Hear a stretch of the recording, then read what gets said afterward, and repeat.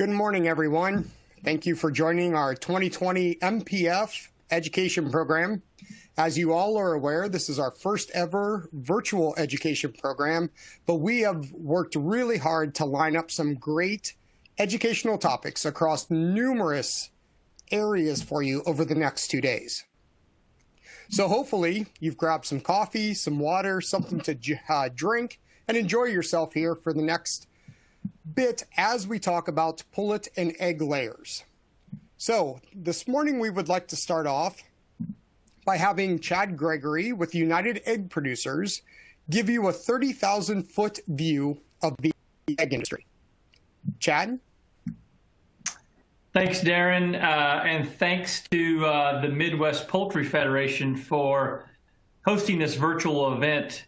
I probably share in this feeling, but I sure miss seeing everyone. In March in Minneapolis at the live event that we were all so accustomed to and love so much. And we haven't really. I'm not aware of any industry conference even since early March. So I know that I'm missing everyone, and sure wish and look forward to the time that we can all see each other again at something in the near future, hopefully.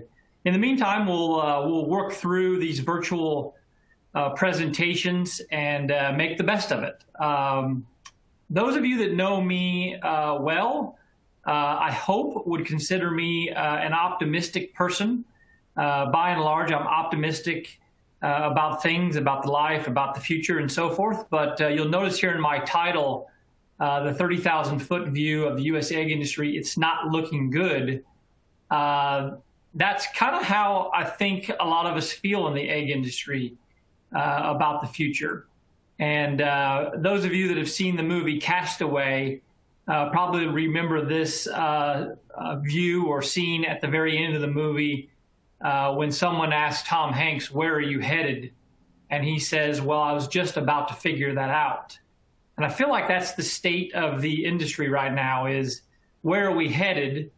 And because there are so many moving parts and so many different things that are going on and so enormous expenses with regards to each one of those things that are playing out in our future, we're all still trying to figure out where we're headed individually as an industry, and certainly as United Egg Producers, we're trying to figure out where we're headed. So I'm going to give just a quick update or overview of United Egg Producers and the U.S. egg industry, and then I'll get into the actual issues that we're going to cover here this morning. UEP has been around since 1968. We're a farmer co-op. Our membership represents about 300 million hens. And there you see our various committees and issues that we represent. Government relations, of course, biosecurity, food safety, environment, animal welfare, and sustainability has become one that we've become very active, in the last year or so. And I'll talk about that at the very end of my presentation. We have a board of directors of 34 egg farmers. Those 34 individuals represent about 63% of the industry. So when our board makes a decision, it has a quick impact on the industry by the fact that their companies represent about 63% of the entire U.S. egg industry. And then you see our committees there listed, and then our scientific committees, and we have a great staff of 7, plus some great consultants in Washington, D.C. With all that being said, by default, we're the voice of the U.S. egg industry. And we've been doing that for 50 years. Now, quickly on the egg industry itself, consolidation continues to happen. It seems like in the last several years it's been speeding up, and that's unfortunate. But the issues, the complications, the ramifications, the expenses are so enormous that it's obviously making folks think about selling their company or getting out of the business. And you'll see there, just in the mid-'70s, there were 10,000 egg companies. Now there are less than 150, and those that are left are all very big ones. This slide here, obviously is before COVID. You'll see Iowa, even in 1995, had around 15 million birds, and then pre-COVID had about 60 million. I know Iowa's down to probably 45 to 48 million now. with the euthanasia that's happened there due to the egg products market being decimated. But you'll see how, California, as an example, in the 70s had like 40 to 45 million birds, and now they're under 15 million. And some of these state laws and things that are happening, with regards to demographics across the country have led to this consolidation and or moving of where the hens are being produced across the country. This slide here, this picture of the United States, gives you a pretty good indication of where eggs are produced in a nice visual. The blue states are the states that have massive surplus or surplus states, and the gold or yellow states, depending on how it's showing up on your screen, are the deficit states. So the blue states need to produce for the gold states. And when you have state laws that come up that say only cage-free produced or sold, that obviously is impacting the states that state law is passed in. But probably more importantly, and more from a logistical nightmare standpoint, it's having a massive impact on the blue states as well. So what does the future look like? And that's where I kind of go towards saying it's a bit of a negative outlook. It's not looking good. Currently, with about 300 to 315 million birds in the U.S., according to USDA, 71 million of those are in cage-free. Of that 71, 54 million is traditional cage-free, 17 million is organic. And then this just gives you another snapshot or summary of how over the last several years, that has progressed from, the percentage or the number of birds in organic as well as traditional cage-free. And you'll notice that organic has not increased percentage-wise or bird-wise all that significantly, but obviously traditional cage-free has. And that has happened because after the U.S. UEP egg bill, the egg bill that we tried to pursue in 2011, 2012, and 2013, that was going to be an amendment to the Farm Bill back then, because that did not pass, HSUS went back to their activism agenda, their agenda to try to get everybody to go cage-free. As you'll recall, the egg bill was going to transition everybody from conventional cages to enriched colony cages from 2012 to 2030. So we were going to have 18 years to go from one kind of cage to the enriched colony cages. But because that didn't pass with Congress, HSUS went back to pressuring HSUS, and the other activist groups, the other animal rights organizations, went back to pressuring the food companies, the restaurants, and the grocery store chains to go to cage-free only. And so over the last 4 to 5 years, HSUS and the other animal rights organizations have been successful in convincing 229 grocery stores and food companies and restaurants to make public statements that they're going to go cage-free, 100% cage-free by a certain date. If those 229 companies actually do transition to cage-free only, that equals 225 million layers that would need to be cage-free by 2025. That's just for these company commitments. That would cost, if that 225 million birds actually are transitioned from conventional cages to cage-free by 2025, that would cost the industry $10 to $11 billion in equipment.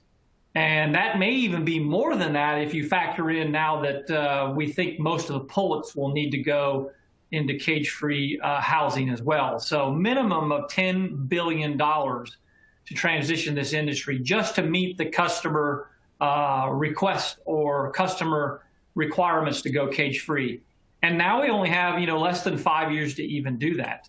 As I've said in several of my presentations and press interviews, over the last several years, that is financially and logistically impossible to achieve. I continue to have conversations with folks at HSUS, and I continue to beat this into them that what you are doing, what you have been pressuring companies and states, which I'll talk about next, into doing is financially and logistically impossible to achieve based on how long it takes to get a permit, based on how few of equipment companies there are around the world, and they're already busy crunching steel for cage-free orders around the world, the ability to build a farm out, the ability to produce those eggs. It is a long, long process, not to mention a very expensive one. And the money just isn't there to do this. So I've been telling HSUS and others that, this is basically set up for failure because of that. This summarizes some of the slides I've just showed you. Just the grocery store alone, all the grocery stores across the country that have made cage-free commitments, they would be 108 grocery store chains, and they would represent more than 170 million hens that would need to go cage-free. And that's a really good segue into where I'm going to go next. But before I do that, I guess UEP led an effort with USDA, with other certifying bodies, and even with HSUS for that matter, to determine, well, what is cage-free? Prior to us leading this effort with USDA and the others was a variety of different concepts of what cage-free was. And we were afraid, I think the industry was afraid, that eventually cage-free, that goalpost of what cage-free is, could be moved and moved to outdoor systems or moved to just single level systems. And so we gathered a group over a couple different meetings that USDA helped host, and this was ultimately the definition that everybody agreed to. You could go vertical with cage-free, indoor cage-free, and multi-tier aviaries is cage-free. And you'll see, and you probably have seen in some of these state laws, which I'll talk about next, that HSUS has passed. This is basically the definition that they've been using in those various state laws: vertical, indoor, and multi-tier aviaries. And I think this alone, this is rallying the troops that UEP helped lead, that USDA helped facilitate, will end up, I'm hoping, being very big deal, very, very hugely successful in the years to come, because without this, I was fearful, and I think many of you are fearful, that it would eventually move to single level outdoor access and all those other things. And it still might, but I think that putting this definition in play hopefully will prolong that or prevent that. But the Supreme Court in January of 2019, which seems like about 10 or 15 years ago now, they made a decision that they were not going to hear or cover these interstate commerce state law cases. And so that was the catalyst to HSUS targeting various state laws. States that had ballot initiative or referendum states, HSUS said, let's go into those states, and those are the red ones, by the way, on your slide there. Let's go into those states and let's try to pass legislation that requires cage-free only. Let me go back. Now, the reason why they did that, and the reason why HSUS is going to these red states on your screen, is because we have all realized, and including HSUS, is realizing that the grocery stores that have made these commitments to go cage-free are starting to realize that's not going to happen. Their customers, the shoppers that are coming into the grocery stores, actually don't want to pay more for their eggs. They really don't want these cage-free eggs. I'm always fascinated when people say we need to do a poll or we need to do a survey of what consumers really want. Well, every single day for the last however many years, there is a poll actually happening. The poll is people going into grocery stores and actually having the freedom to buy what they want. That's a real poll. That's a real survey. And still 90 to 95% of people still want the affordable caged egg. And so when the grocery store chains have trialed this in one store or a region or a state, it has been a disaster for those grocery store chains that have trialed this.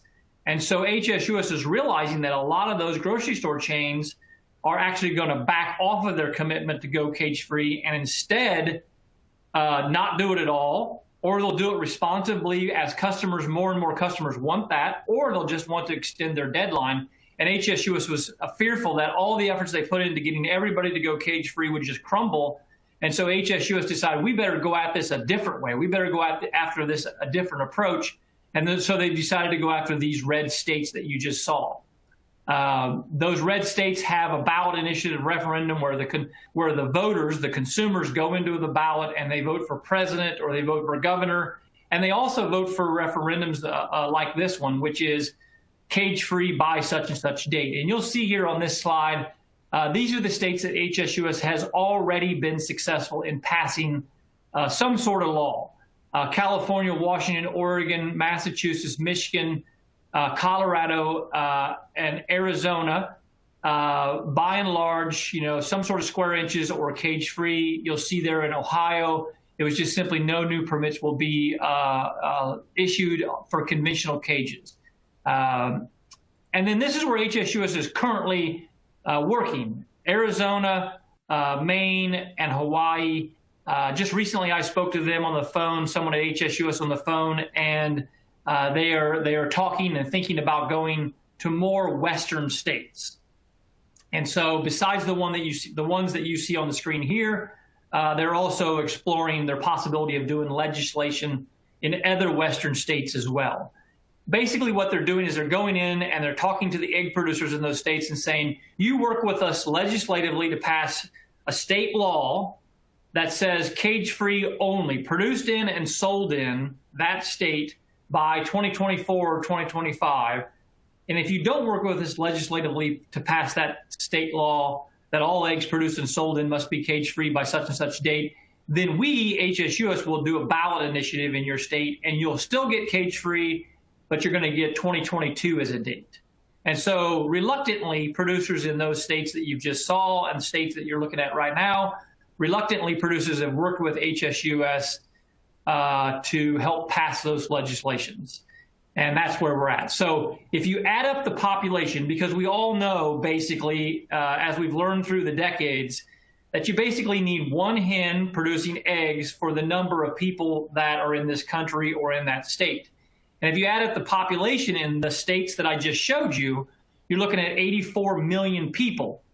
If we factor in some of these other states that HSUS is exploring and thinking about working in 2021 and beyond to pass state laws, that's another 42 million birds or people that I know of. So you're looking at 125 million people. That means that between now and 2025, to meet state law, and as we know, state laws probably won't change like a customer spec might. So to meet state law over the next 4.5 years, 100 million plus birds have to transition to cage-free to meet state law. So that adds an extra layer, obviously a lot of layers of complication. This slide here and this quote was out of Watt magazine in January of this year, and it showed that U.S. egg producers had added 42.2 million cage-free hens, but they had only declined their caged housing by 4 million. And so you can see where prior to COVID, we were starting to head in a direction as an industry. And you'll see from this survey in the Egg Industry magazine that, and this is a survey of egg producers, survey of the egg industry that the Egg Industry magazine did.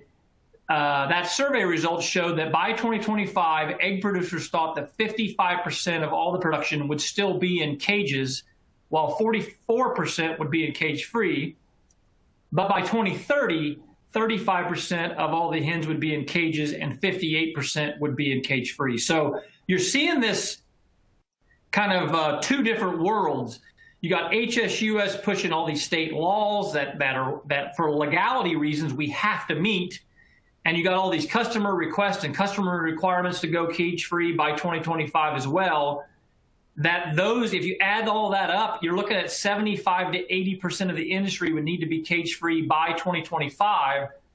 But I think that what you're seeing on this slide here are the results of what's actually possible, what's actually logistically possible.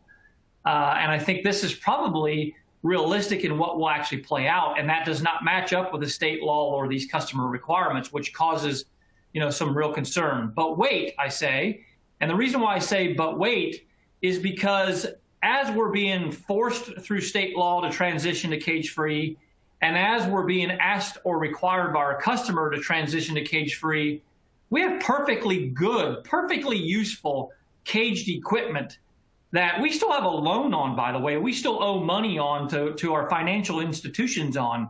And it's, you all know the industry and the farmer's mentality, the producer's mentality, as well as I do.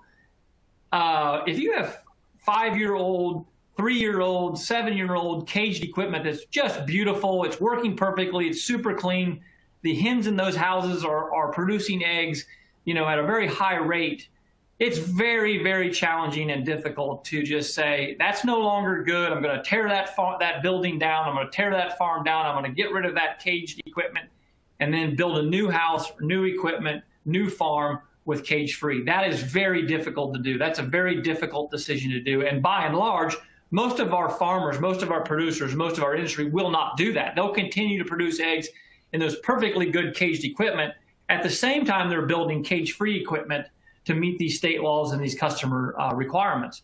The financial institutions are also saying to their clients, the egg producers, hey, by the way, your state or your customer has deemed your current equipment, your current assets worthless, and therefore you can't borrow against that. And so the amount of money, that $10 to $11 billion we're going to need to spend on cage-free housing, you're going to have to come up with 60, 70, 80% of that money on your own, Mr. Producer, because you can't borrow against your current assets because it's worthless.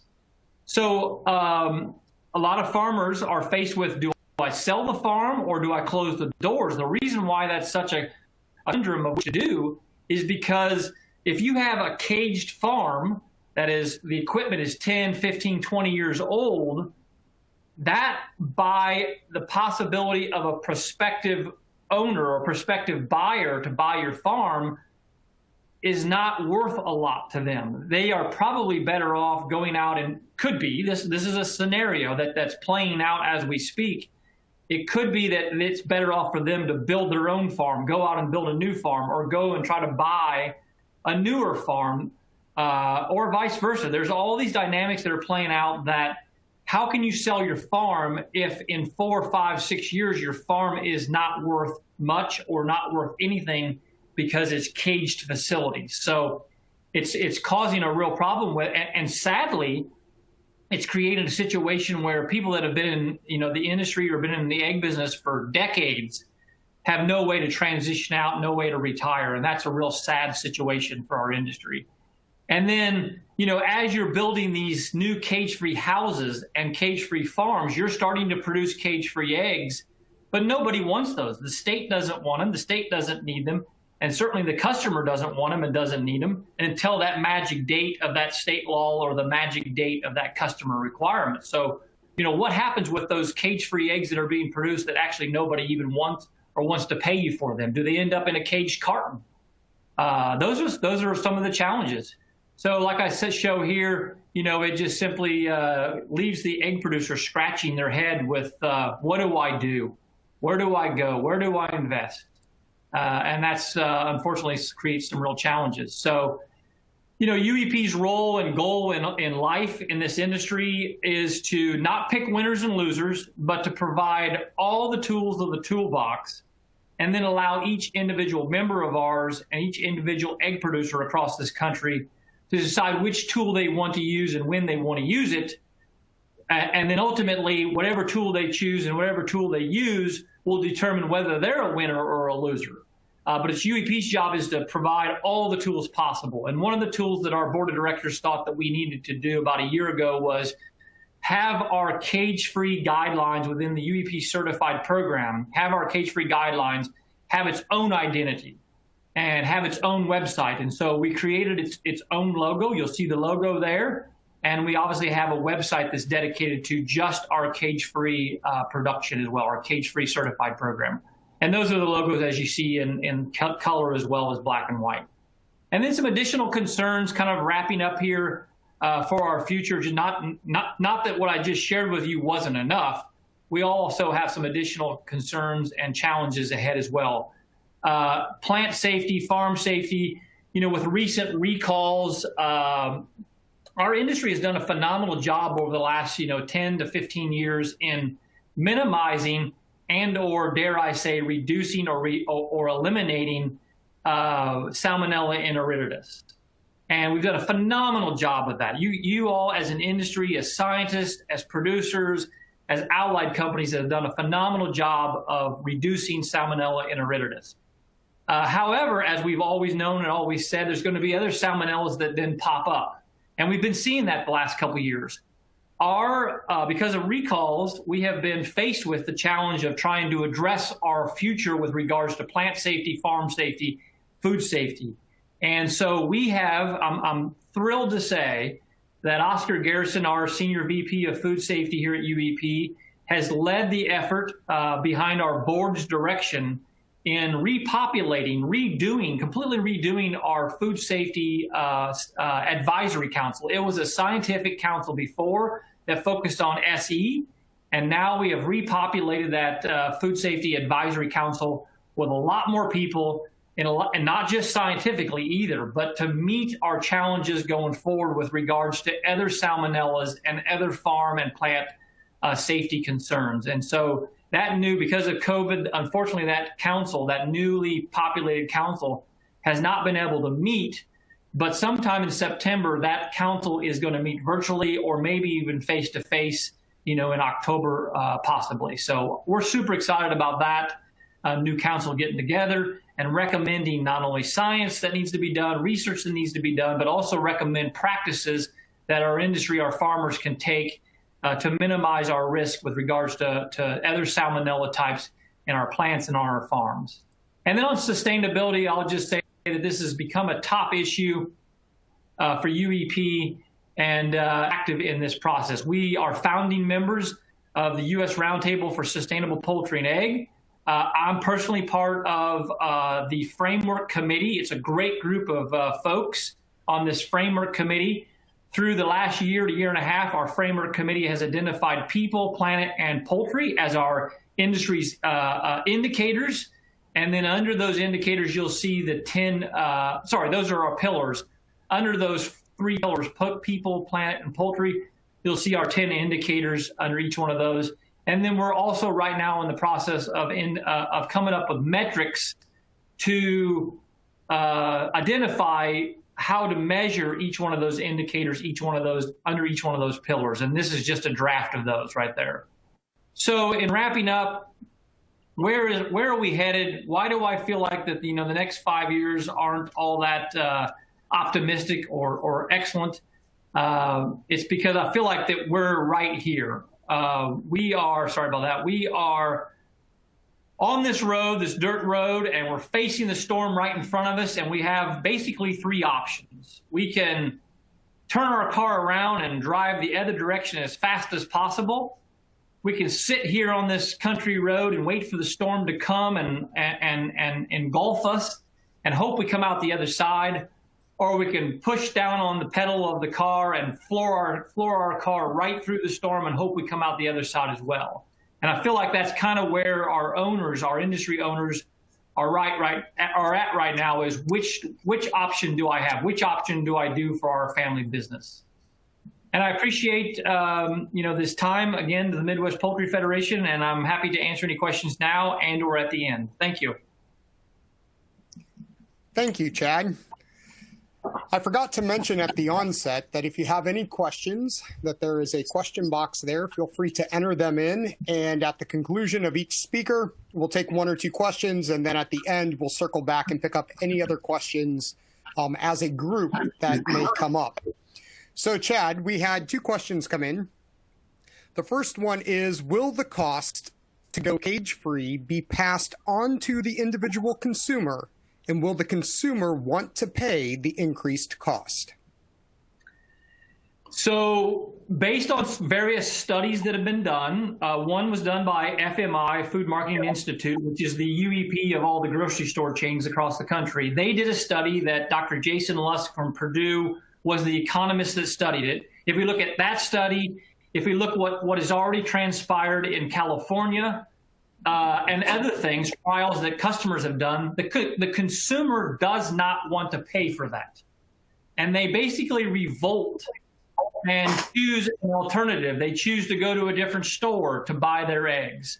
They don't want choices taken away from them, we've determined, and they don't want to pay more for their eggs. So that's one part of your question. But ultimately, if through state law or through customer requirements, we are forced to go cage-free over the next 5 years or 10 years or whatever, ultimately the consumer will have to pay for this.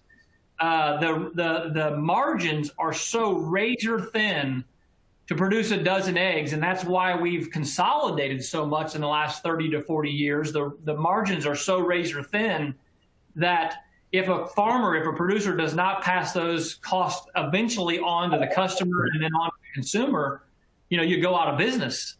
So it is such a strange conundrum that we're in over the next 4 to 5 years about the consumer doesn't want it, the consumer's revolting, the consumer's choosing to go to a different store to buy their eggs. And yet at the same time, through state law, through customer requirements, we're being forced to go that direction. And so I don't know, even if I had a crystal ball at this point, I don't know where we're headed and how it's going to turn out and who's going to be left standing when it's all over. Thanks, Chad. We have another one, but we'll pick it up at the end. Perfect. So moving on so we can stay on time here. Our next topic will be the current state of pullet and layer health status in the U.S. And Dr. Eric Gingrich with Diamond V will be the speaker. Thank you, Darren. I am Eric Gingrich, and I thank the Midwest Poultry Federation for having me on the program today. I'm going to give the current state of pullet and layer health in my mind. I keep in touch with a lot of layer producers through my job and also through the veterinarians and egg production. So we'll just go ahead and start. My agenda here is I have some information from a survey we do every year on the annual pullet and layer health survey. Then we'll have some current diseases of concern that have emerged over the past couple of years. And you can see a list of those there, and then I'll have a brief summary. Our veterinarians and egg production group is a pretty large group. It's pretty much all inclusive of a lot of different kinds of people. We have 140 dues-paying members.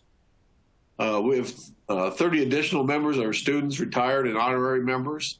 And I send a survey to about 42 selected members that are very actively involved in the direct commercial layer health management. These are consultants, egg production company vets, biologic company vets, primary breeder vets, diagnostic lab people, and pharmaceutical company vets that go around and actively, consult on the layer health management. We had 30 responded for a 71% response rate. They're asked questions on the different categories of poultry or layers, cage pullets, cage-free pullets, cage-free layers, and cage-free and cage layers. And we're asked on a set of diseases for each set of those categories to give the importance of the disease and the effect on flock health and profitability from a 1 to 5 score. One advantage of this virtual meeting is that everybody can see my slides. They can read actually the small font at the bottom. But as you can see, in cage pullets, the top 5 concerns with infectious bronchitis came up on top. This may be a concern because of false layer syndrome that is seen in the layers. Coccidiosis is still a problem. Infectious bursal disease apparently comes up as an issue, subclinically mostly. The chronic enteritis goes along with coccidiosis. And then this post-salmonella enteritis bacterial hepatitis is number 5. And you can read the rest of them. They're less of a concern. For cage layers, E. coli keeps coming back as number 1 or 2 every year. Infectious bronchitis, again, probably due to false layer syndrome and the effect of certain variant strains on production. Calcium depletion, number 3. Coccidiosis breaks still occur in cage layers. It's number 4. MG is a concern, tied for number 4. And then infectious coryza is a concern because of its, as we'll get into that later, we've had several outbreaks. As far as cage-free pullets, coccidiosis is a big issue. Dealing with the vaccination and control of coccidiosis in these litter situations. Piling is number 2. This is a behavioral problem that is very difficult to get the handle on sometimes. It just spontaneously occurs. We don't know why. Infectious bronchitis, as in the other categories, is in the top 5. IBD issues causing subclinical issues is number 4. Then necrotic enteritis goes along with the coccidiosis issue. As far as cage-free layers, we've got peck-out issues are a big problem in cage-free layers. E. coli issues, especially in older layers, this aging layer syndrome of E. coli, poor feathering, just a real syndrome at the end of lay is a real concern. Piling issues, again, are issue. Coccidiosis sometimes in cage-free layers, and then infectious bronchitis. False layer is very close at number 6. And these, we'll discuss that a little later. As far as the issues of concern right now in the industry, infectious coryza was a big concern this year because we had an outbreak in Ohio that started in December of 2019 and eased over into 2020. Luckily, that outbreak stayed on one complex and has not spread. But we've had several outbreaks since 2015 in large complexes, Virginia, Arizona, Pennsylvania, in Ohio I mentioned, and also a small one in Kentucky. But this disease is very prevalent in the backyard poultry, so there's always a source of this for our birds. Causes Avibacterium paragallinarum. It's a disease only of chickens. If it's uncomplicated, it's only a mild upper respiratory disease, but unfortunately we have so many complications in our complexes that really cause a major issue with severe upper respiratory disease, high mortality, usually due to secondary E. coli. We get very low, typically very low feed and water consumption. It makes them pretty sick. And then, but luckily there's no effect on egg quality. We found some things out in Pennsylvania on infectious coryza that it really likes very cold and wet weather. This outbreak in Pennsylvania occurred in the really blew up in February, March of 2019. And there was a lot of fog, a lot of cold weather. It spread very easily, and that it survives in water in the refrigerator for up to 3 days. So we're theorizing that in fog it could stay survive very well, and through wind movement could spread to other complexes possibly. It dies off pretty readily at high temperatures and dry conditions. So in the case of Pennsylvania, it pretty much went away in the summer. There's the outbreak curve, and as I mentioned, it really took off and started in December of 2018, and then really took off in February and March. This is what it does to production. This is an example of a case that got hit at about 50-some weeks of age. Production really drops dramatically because of the feed consumption dropped to like 15 pounds. And as you can see, mortality, this one complex lost 16% in 3 weeks. So it's pretty serious. This is what some of the lesions look like. You get a severe sinusitis, severe tracheitis. It very much looks like a lot of different respiratory diseases like LT, serious bronchitis, avian influenza has to be ruled out. So these are the list of diseases that need to be ruled out through the laboratory. Mycoplasmosis, Newcastle also. Giving chlorotetracycline therapy or live E. coli vaccination as soon as possible seems to reduce the losses.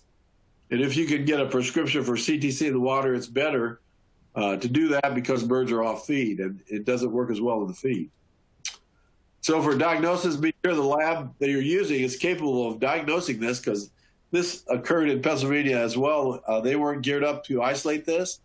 And it takes special techniques to be able to determine the cause of this to grow the AV bacterium. They now have a PCR test that has become very useful.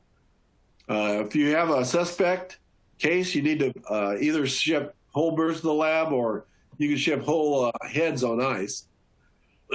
For prevention, biosecurity, you need to increase your biosecurity, especially any incoming vehicles, people coming in.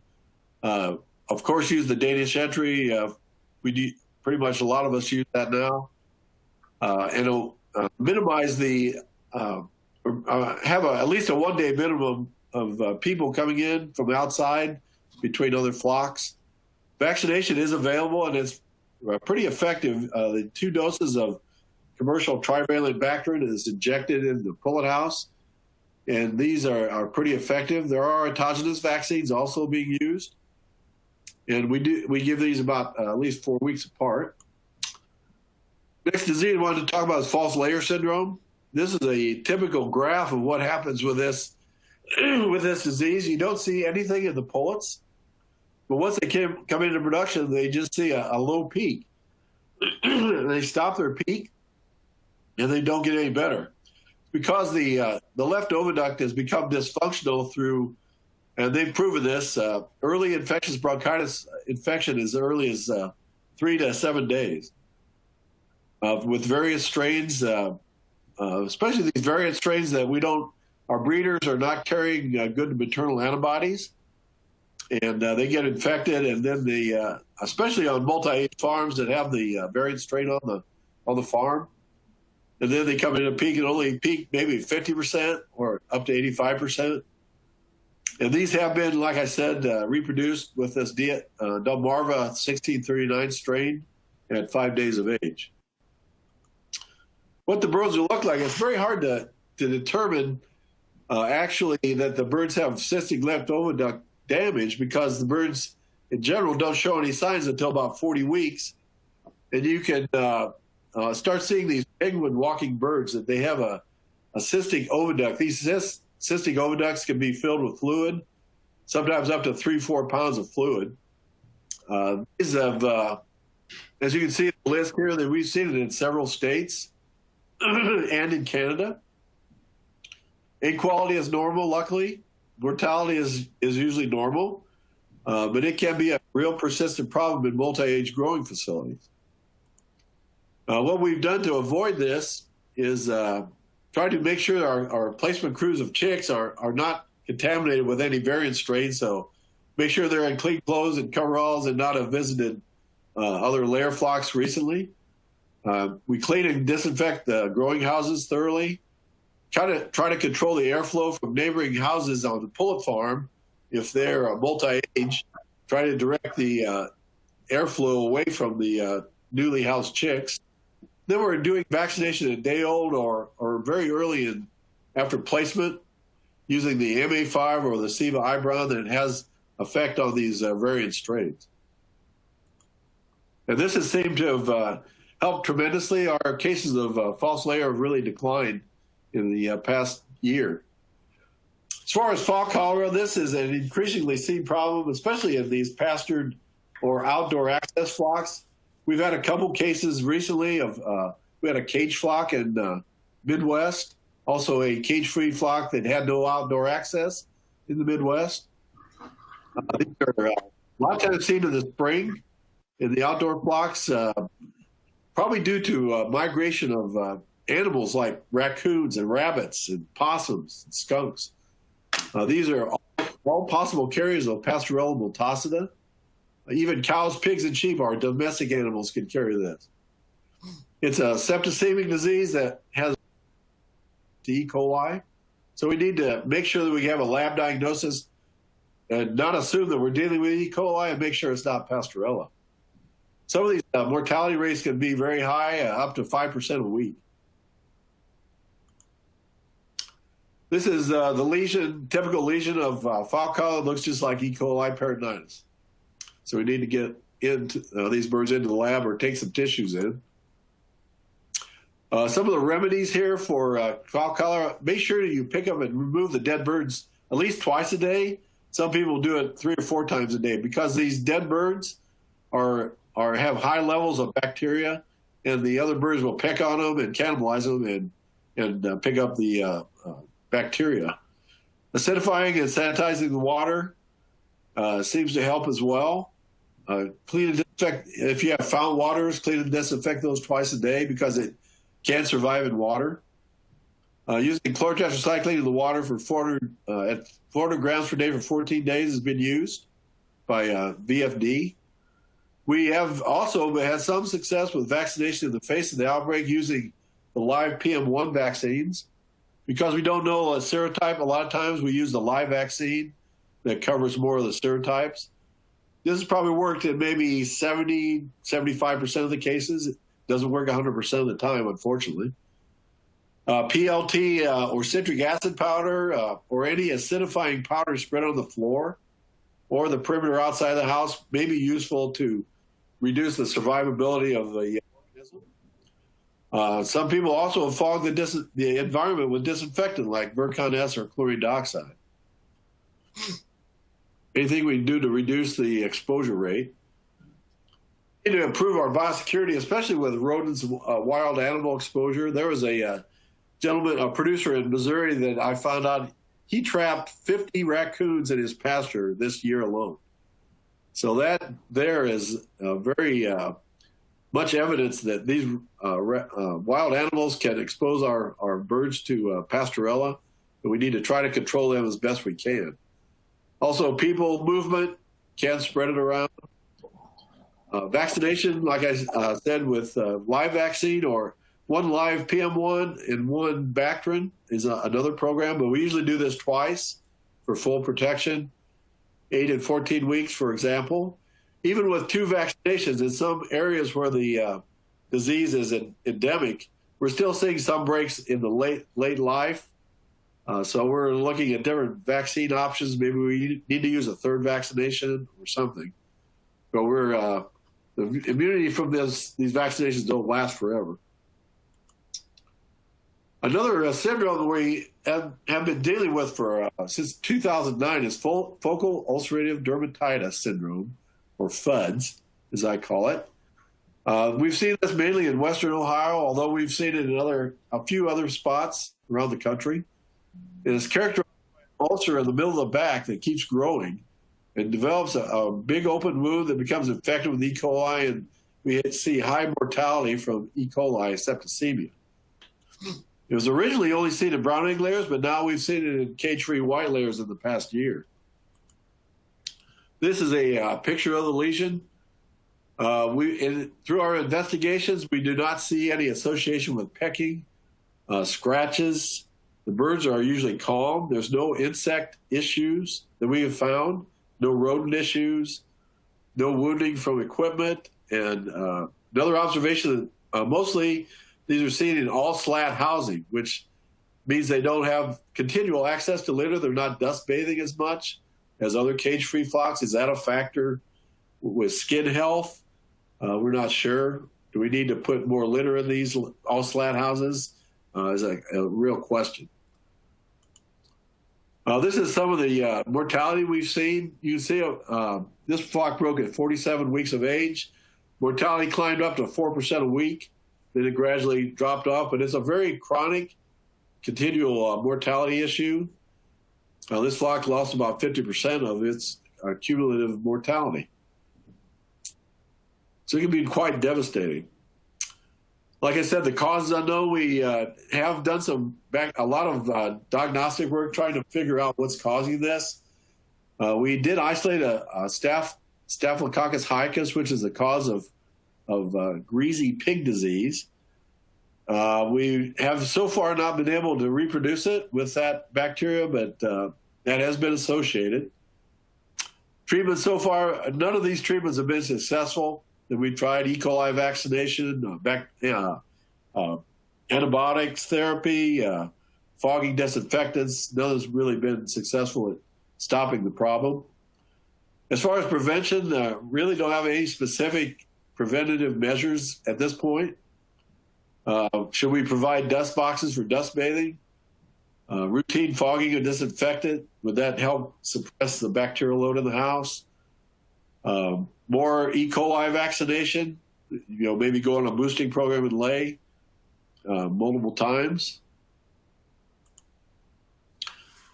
Another disease of concern, and it just came up recently, egg drop syndrome. This has occurred started in 2018 in Pennsylvania, and only brown egg layers are affected with EDS, although white egg layers can be infected, but they don't show any signs.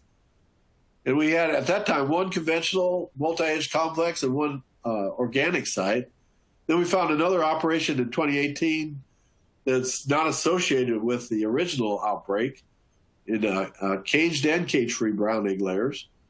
And just recently, fourth premise has become positive, and it is well away from these other three, but it does have an association with a common processor of the third premise. So it's possible that this movement of egg materials, pallets, and egg flats, maybe they were sharing some with this positive farm that may have brought it into the operation. We're not sure. Some epidemiology studies need to be done to determine that. But the signs of this are lower egg production due to shellless eggs being produced, but mortality is normal. This is what the eggs will look like. Some of these eggs do pass through the counter, but once they get to the packer, they're not going to be utilized. So actually, the counter egg count from the house may be showing a good, relatively good level of eggs, but in actuality, the production is actually lower than that, because all of these shellless eggs are not going to make it up to the processor. Causes adenovirus 127. Right now, there's no vaccine available in the U.S. They are trying to make autogenous vaccine, but it's very difficult. We need the best process is to use duck embryos, but USDA doesn't allow that. There is an attempt to bring in international vaccine, and I just found out this week that USDA will allow that vaccine coming from Europe on a temporary basis until we can get a vaccine made in the U.S. Short molding of the first sign of disease has been used by one of the producers, and it seems to help bring these birds, the oviduct, back into health. But they lose like 40 eggs in the process. It did see, and when I made these slides up, at the time the EDS looked like it was going away in the conventional brown egg complex. This is a picture of it here. The white egg layers are on the north end. It has brown egg layers in cage-free on the south end, two different processing plants, and only the brown egg layers were affected. But they did find out that they did isolate the EDS from the white egg layers.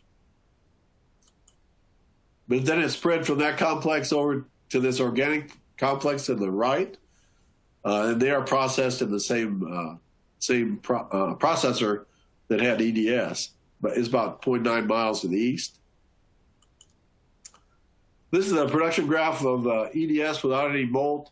You can see they come into production and then they drop tremendously, and they really never reach back to normal production after that.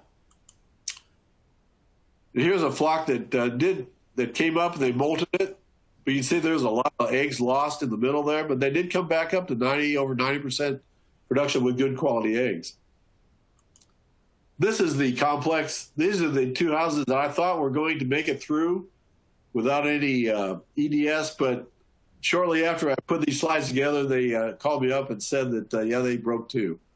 So apparently it's still on that complex, and they're going to have to try to vaccinate their way out of it. This is the standalone house, well away from this, 3.72 miles away from the other complex.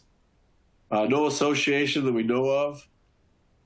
It was found it only had a mild drop in production in shellless eggs, but they took birds into the lab and serum and did diagnose it as EDS.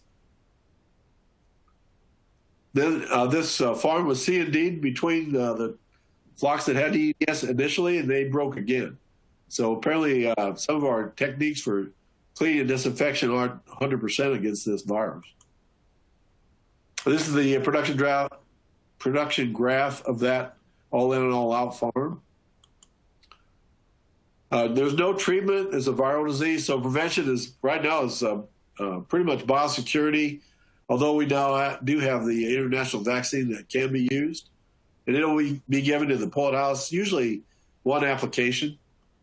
So one of the things that we need to make sure that all of our cage-free people are aware of, that these egg are possibly contaminated with these viruses, not only EDS, but other things like MG, bronchitis. So we need to treat these as contaminated and make sure our biosecurity programs prevent any contamination getting into our houses.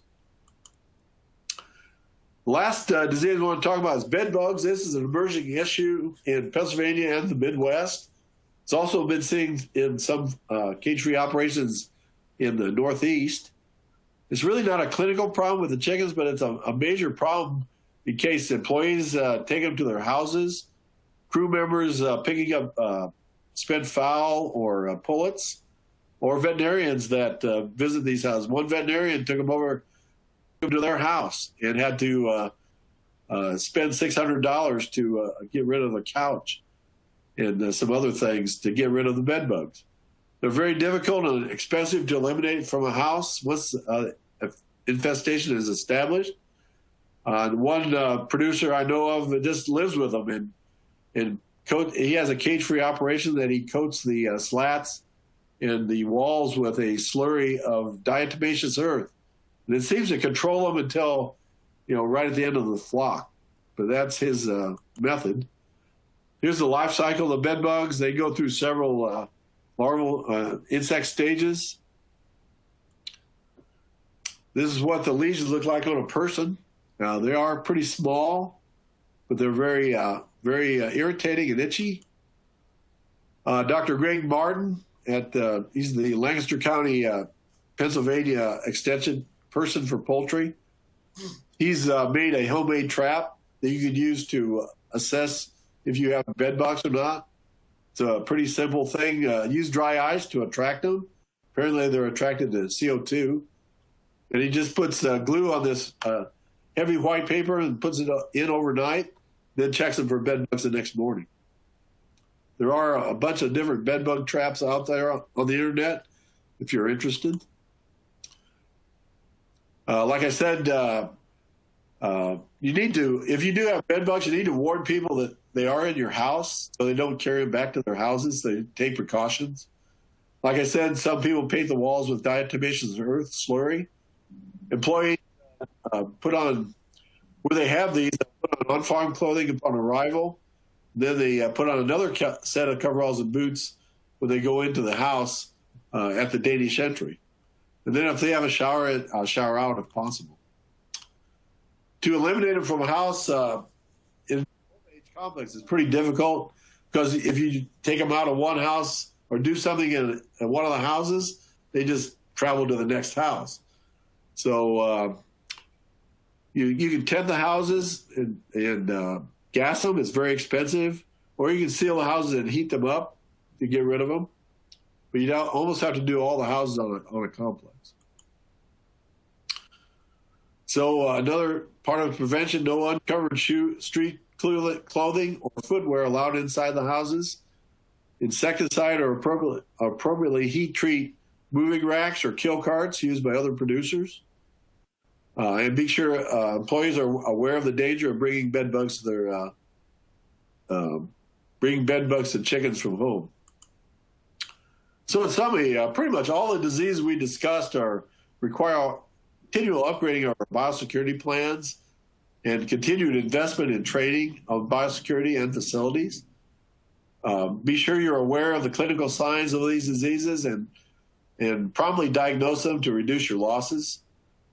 Researching the epizootiology of these various syndromes needs to continue by our research people.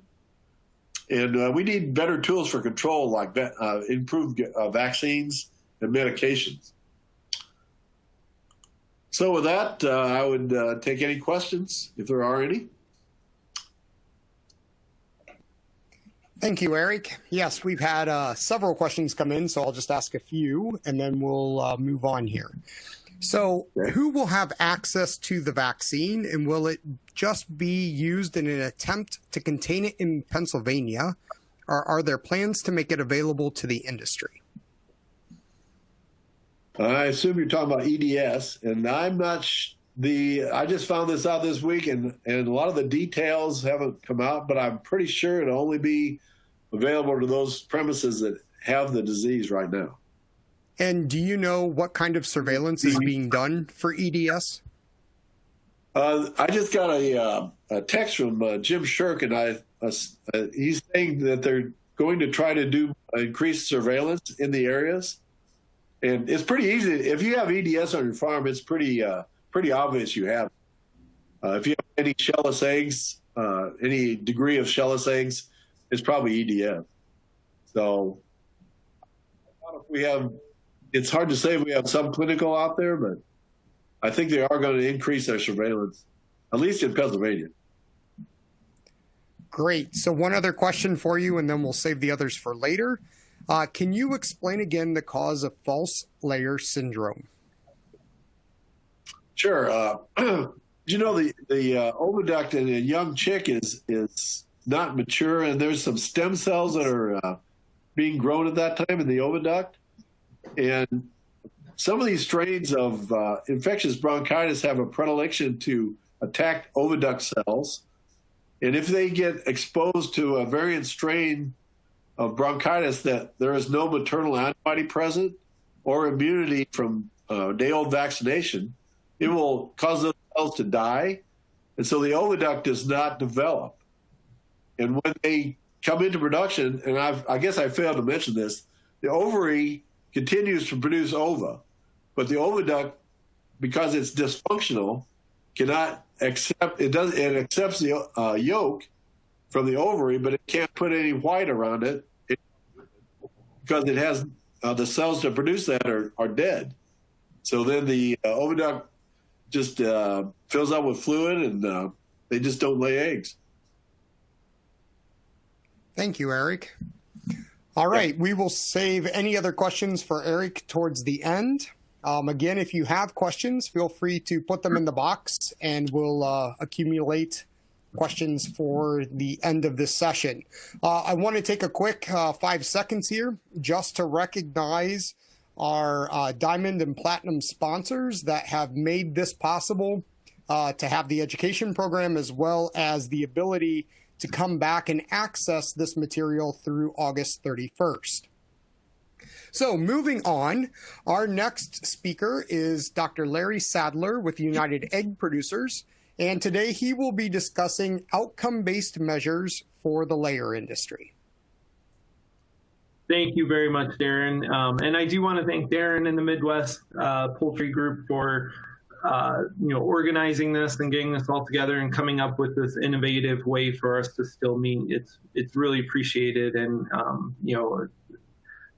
great that we're able to still have these meetings and learn this stuff. I know I learned a lot from Eric in particular. I wasn't aware of bed bugs being a concern before, so now I have that concern as I go out to the layer houses and such, but I'm sure all will be okay for sure. So I'm going to be talking about outcome-based measures, and I am going to go through just some definitions, go through current and potential outcome-based measures for layers, considerations when choosing outcome-based measures, and then really talk about some of the key questions that we need to answer before we decide should the layer industry, should audits for the layer industry be moving into this direction.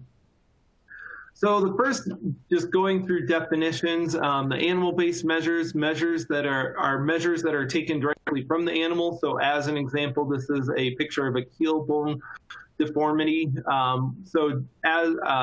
There's other ones such as plumage scores, gait scores, how is that animal walking? We'll go through some of these examples later, but the animal-based measure is a measure that's taken directly from that animal. Outcome-based measures are measures that is the accumulation or result of multiple resources. So an example of this would be a gait score, mortality score, ammonia levels, or the absence of mites. So here we have an example of there's red mites clearly visible within this facility, and that, that do you have mites, do you not, would be outcome-based. And, what's important to note on this is things such as animal-based measures are generally outcome-based, but not all outcome-based measures are animal-based measures. And then resource-based measures are measures that are not on the animal, but on the environment the animal is in. And examples of these would be the feeder space, hens per water, hens per nest.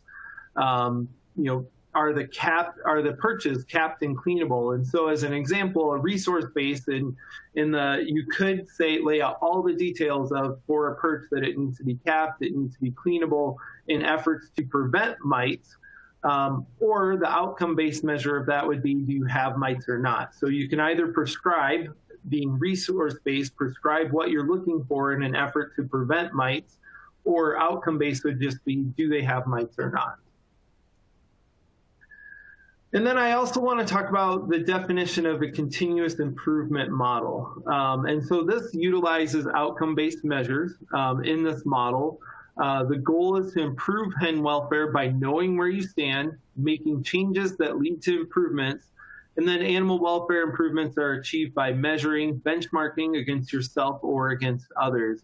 If you're familiar with manufacturing, a continuous improvement model is often implemented in a manufacturing setting. If you're familiar with Six Sigma, for example, and then you may have control, like upper and lower control limits. And if you get outside of those control limits, then you implement corrective action. And so that's this idea of continuous improvement model. But what I want to highlight is there's often confusion that outcome-based measures are this continuous improvement model.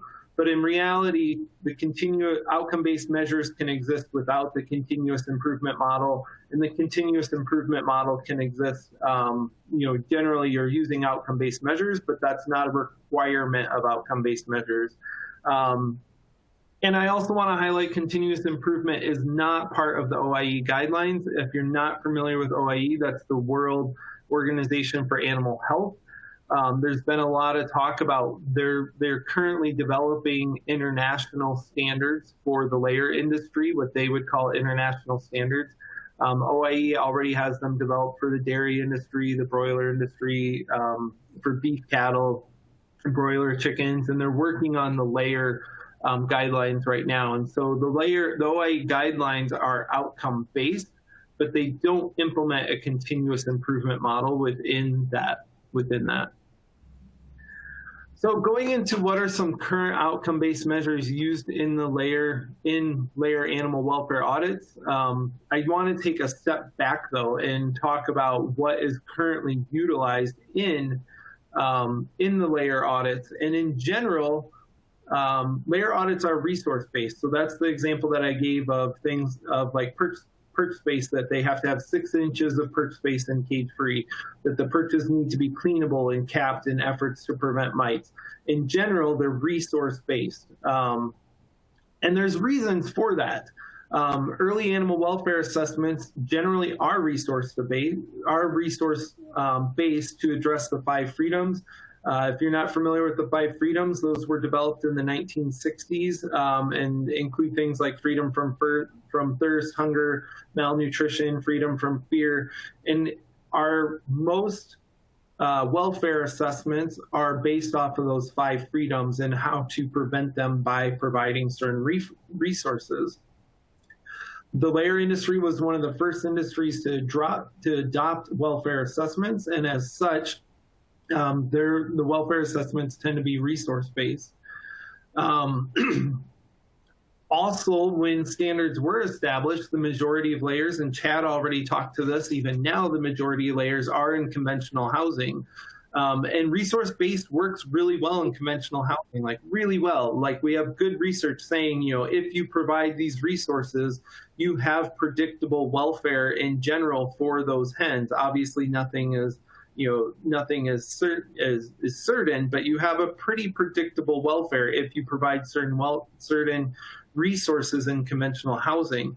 But the resource standards in cage-free, there's far more diverse housing than what there is in conventional housing. And that restrictive nature of having to do all the research in cage-free and the different types of cage-free and trying to prescribe resources,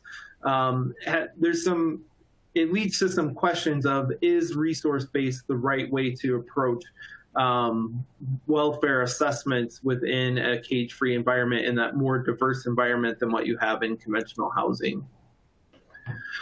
So what are some that are currently utilized? We definitely have outcome-based measures that are currently being utilized. Like I said, the audits in general are primarily resource-based, but we do have outcome-based measures that are currently utilized that everyone's familiar with. And I like to bring this up because I think many are in the layer industry seem almost sort of scared of the idea of outcome-based measures, but we do have measures that are being utilized.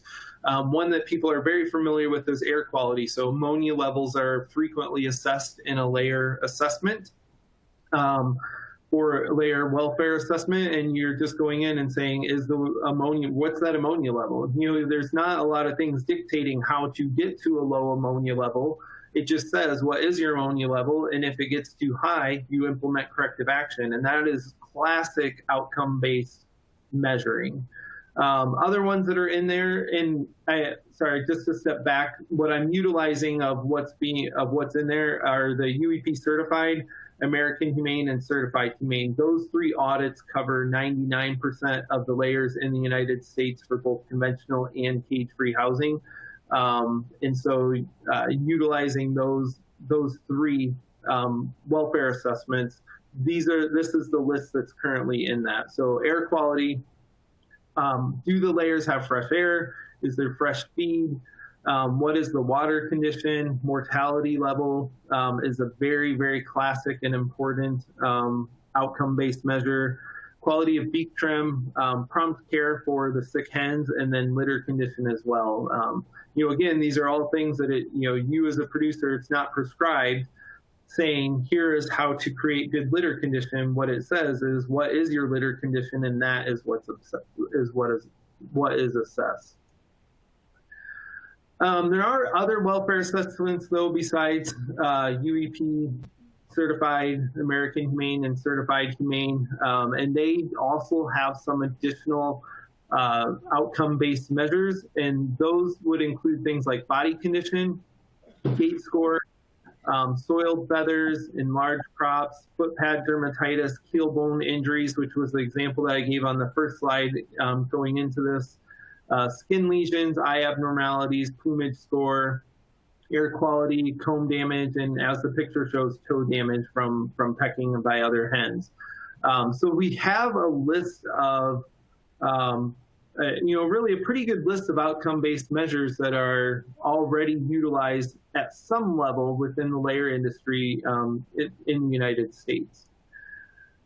Going into the OIE standards, and I'm not going to spend a lot of time talking about sort of the controversial aspect of OIE standards, but just talking about what outcome-based measures do they list in those. And that includes things that we already have, such as perching, but also has things, dust bathing, fear, which is actually pretty hard to assess, but there are ways to do it, feeding and drinking, foraging, injurious pecking, gait and comfort, nesting, resting, sleeping, social condition, and then also some of the physical ones, which are maybe a little bit easier to assess, but we'll talk about a little bit more later. But body condition, foot problems, injury rates and severity, performance, water and feed consumption, eye abnormalities. And I want to highlight some of these, such as water and feed consumption, are very commonly already assessed by layers, but not within assessment programs. And so this allows that, there's potential here for things that are already utilized in the layer industry that OIE has in their assessment. So what are advantages and challenges of outcome-based measures? And I've talked a little bit about this, and then I really, I summarized the advantages in one slide, but they're huge. They do apply across housing systems, which I mentioned briefly. So because cage-free housing is diverse and complex, it's difficult to establish those science-based resource measures. And an outcome-based measure saying, just looking at that hen and saying what is her welfare would be one way to move forward with that, rather than saying here is what that hen should be provided. It ensures focus on the animal rather than on the system. Management, there's lots of things that play into how is the welfare of that layer hen, and really just assessing that layer hen, has some obvious advantages of figuring out what is her welfare rather than assessing the cage space around her. They are flexible, and I think this is truly one of the biggest benefits by far. It allows the producer to determine what resources best achieve that desired outcome. So you as a producer, the producers get that choice in saying, we want to meet X. We're going to put in the inputs A, B, C to get to X. And somebody else can choose, input C, D, F, and they are going to get that same X output. And we're not prescribing to the producer how to do that. There's high acceptability. Some customers are even asking for outcome-based measures and almost sort of demanding it. And the problem with that is they're not established yet. So a customer can say, we want these outcome-based measures, but they're not there yet. They're not validated yet is the problem with that, but there's a high appetite for them. Research supports in some instances outcome-based measures result in better welfare outcome conditions because you are looking directly at that animal rather than at the system around her. And you have the potential to incorporate data that's currently collected by producers. So the feed water, for example, mortality, morbidity, information that's already collected can be utilized for these outcome-based measures. But there's challenges, and they are significant too. Probably the biggest challenge is there's increased gray areas. So you often have what becomes a subjective assessment. You have subjective measures, and defining an outcome-based measure can be difficult. And so with that idea of a subjective measure, down here we have a paw score. These are actually from broilers, but 0 being no dermatitis, up to 4 being a very high level of dermatitis. But what about 1? If what you see that circle there, if that was twice as big, is that a 2 then, or is that a 1? That gray area becomes really challenging. If the circle on 1 was 3 times bigger, then is it a 2 or is it still a 1? So there's that gray area that fits in this, and there are some learnings that have already come from this. A lot of the assessments are going more to a 3-point scale of either, for example, for gait score, how well can a broiler walk? They often use a 3-point scale. So 0, there's absolutely, that broiler is walking just fine. 1, you see some type of, there is some issue there. And 2 being that the animal is non-mobile. And so trying to simplify those scores has been really helpful, but there's still gray area in that. As you're looking at that broiler, like, is it walking okay, or does it maybe have something? There's still gray area, and that's really challenging with these outcome-based measures. It's not like measuring perch space and saying, yes, there's 6 inches of perch space per hen. You get into this gray space. And then with that, training needs increase, especially for the auditors, but also on farm when they're trying to do their self-assessments and figure out where they're at. Everyone needs to understand, have that same understanding of what is a 1, what is a 2.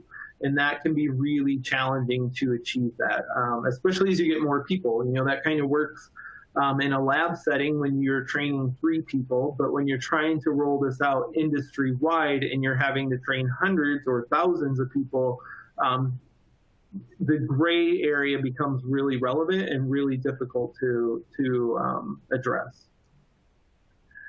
Also, it can be really invasive to collect for that animal. So many species like broilers, swine, for example, collect a lot of the information at slaughter, but we don't have that luxury in layers in general. So we certainly could collect some information at depopulation or if they are going to slaughter, but that's a long time frame versus a broiler where you're getting that information back every 6 weeks. And so, you don't want to stress the animal out significantly when you're collecting the information. So picking up hens and rolling them around to get this information can really be an issue for welfare in itself. proper handling when you're doing that. It's just a bigger challenge for the layer industry. And there are many, many unknowns. So their details and data are needed prior to establishing the best implementation for these. And then another really big question is, will the benefits outweigh the costs? Would we be better to keep this resource-based model versus trying to, where we already have significant resources have been applied to developing really good resource-based models, having to apply resources and, even just the money involved of trying to establish outcome-based measures, is that really worth the outcome? Is that really worth the benefit or potential benefit? So some considerations when choosing: how important is the measure to hen welfare? Some things are really easy, like mortality. That's probably one that should be in there. How easy is it to collect? Is it already being collected? We already talked about some of those that producers already are. Would there be other ones that it would be easy to collect? Or could current collection methods be easily modified to make it more applicable to outcome-based measures? And then also, how easy is it to assess? If you collect the information but you're not getting, it's really challenging to actually look at it, especially as we talk about those gray areas. What is that inter and intra-observer reliability? Meaning, what is the, if I measure it and you measure it, how likely are we to come up with the same measure? But if I measure it and I measure it again, how likely am I to come up with the same measurement? And again, those things are somewhat easy to address in a lab setting, but as you try to roll it out industry-wide, those gray areas become really difficult to address. So a quick graph that I created of how we can decide which ones to adopt and exclude. It really comes down to a simple idea of how easy is it to collect the data, and how important is that data to the welfare of that hen. And those that are easy and important to the welfare of that hen, such as mortality, those you're going to adopt. Other ones that are not being collected or difficult to collect, those you would exclude. And then questions that need to be answered before we adopt these outcome-based measures. We do have resource-based standards work well in conventional housing. So what benefit, if any, would there be for moving to outcome-based for housing systems? I already talked about that a little bit. What is currently being collected by producers? Different producers are collecting different information different ways. And so really, whether we go about that via survey or just some type of how do we figure out what really is being collected in a good way that, producers are not going to want to necessarily change their methods. So trying to understand what's there would be a positive way for us to move forward. What other measures should be considered that aren't even there? This is probably an area that really needs research behind it and research dollars behind it before we can say, this is the outcome-based measure and how we will assess it. And then the big one, does the industry want to move forward? And if so, how best to advance? So there are other groups that are working in this space. For example, the U.S. Roundtable for Sustainable Poultry and Eggs. I talked about OIE. There are groups that are working into the space of outcome-based measures. But what's less clear, from outside of external pressures, is there an internal want to really move this way? Is that benefit going to outweigh the costs of us going through all this work to totally redo the way we assess welfare within the layer industry? And so with that, when we answer those big questions, we'll know how and what to move forward. And I want to thank you for your time. Are there any questions? Thank you very much, Larry. We've had a few questions come in. I'll ask you one and save one toward the end. So are you saying that outcome-based measures would potentially eliminate the current minimum requirements, or at least allow more leniency of feeder length, nest space, perch, and rather assess the bird's condition and how they're thriving in a system? So what I would note is I think it would be a little bit hard at this point, given it's so ingrained, to eliminate the resource-based measure part. So for example, feeder trough space. What I think likely would be more that hybrid of more leniency on it rather than elimination. In theory, it could have been totally eliminated and you would only assess that outcome based. But I do think, there's sort of with how it's been ingrained of resource-based, both for within the industry and outside of the industry, it's unlikely that we would ever be able to completely get rid of those. I think a hybrid and more leniency is going to be more likely. Great. All right, moving on then. So our final speaker for this morning is Dr. Anita Manconi from Evonik, and she will be discussing common gut health challenges in laying hens. Thank you for the introduction. Let me get my camera on for a few seconds so I can greet everyone.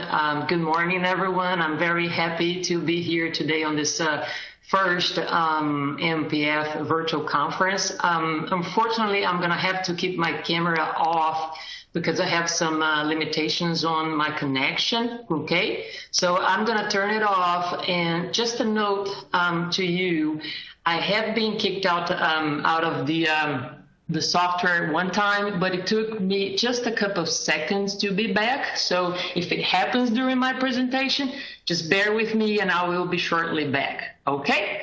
So let's get to it. I will give you a brief introduction to the gut health concept. Then we're going to look into some of the highlights on the most common gut health challenges in laying hens. Then look at them by production phases, by production types, and wrap up with some gut health performance and nutrition concepts. So the definition for gut health, it's a very complex definition. As a matter of fact, gut health lacks a clear definition because the scope of all, let's say, all the metrics involved in maintaining gut health is very broad. But it is a common agreement within the scientific community that, gut health is basically that steady state where microbiome and intestinal tract exist in symbiotic equilibrium, or it's the ability of the gut to perform normal physiological functions and to maintain homeostasis. So just to keep it simple, it's basically that equilibrium between all the players and all of these metrics, and any disturbance to this simple definition of equilibrium, we could call it like a challenge to gut health. Thinking about the whole GI tract, when we think about it, we mostly start thinking about the whole structure, the whole morphology. And we account for, the epithelium, the fact that GI tract must be short, light, and efficient because birds are evolved to fly, the huge surface area, the reverse peristalsis, and the fact that it is currently interfacing with external factors through the diet. But we also have to keep in mind that some more other very much important players like the immune system and the neuroendocrine system, as the intestine is the most important immune organ. And also as a sensory organ, it's very important to keep in mind. And finally, we have to remember there's the microbiota, which plays an important role within all the functions of the GI tract, including, for example, production of short-chain fatty acids. So on the next slides, I'm going to have some outline of the key challenges. Of course, each challenge or disease could take a whole presentation, but let's just briefly go through them one by one, starting with what we call a bacterial enteritis. Bacterial enteritis can also be called or seen as dysbacteriosis or dysbiosis, or, when you have an involvement of Clostridium perfringens, sometimes we call it subclinical necrotic enteritis. But what it is a multifactorial problem, mostly related to a bacterial imbalance that can be associated with feeding factors or management factors or any GI tract stressor. I call it like a hidden problem, because most of the time, if we are not really looking for it, it's hard to find it. So if you post birds, for example, one of the most common findings are like those in the pictures, mucoid and orange intestinal content. You can also find thin intestinal wall, a lot of mucus being produced. And also in the lower GI tract, we can find some feed passage with some non-digestible feed. We have to keep an eye on it. Like I said, it's a hidden problem, but it will definitely create issues long-term, as it will be affecting performance in general. Now, stepping into necrotic enteritis, a very familiar disease, especially for the broiler industry, but nonetheless, not of less importance to the layers, as it also can be an issue related especially with pullets. As most of you are probably very familiar, necrotic enteritis is also a multifactorial disease. It needs a predisposing factor, so anything that insults the gut can be a predisposing factor, and mostly commonly seen is coccidiosis, a big important factor. And what happens is you start seeing the overgrowth of toxin-producing Clostridium perfringens, especially the NATB toxin, and then you see those necrotic lesions as in the picture on the right-hand side.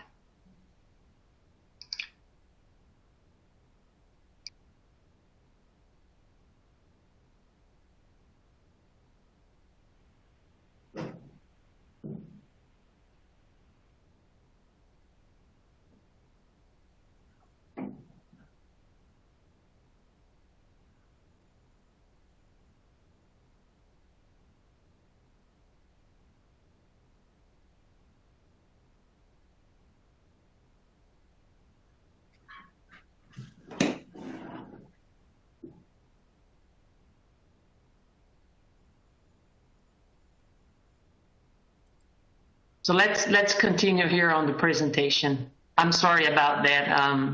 I'm glad everything went back.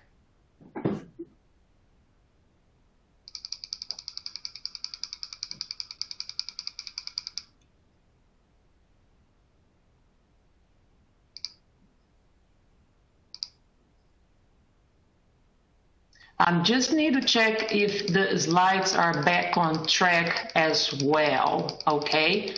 Just bear with me with one more second, please.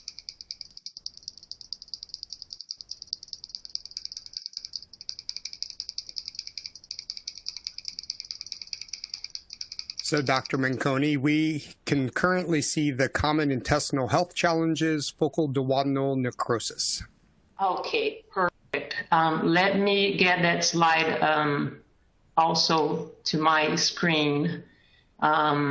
Because it came out of my screen, and again, I apologize for that.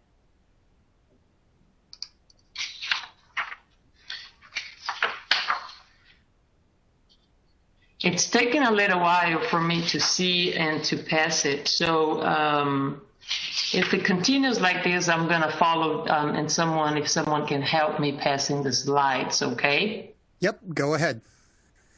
So moving into the focal duodenal necrosis, which is very common in laying hens.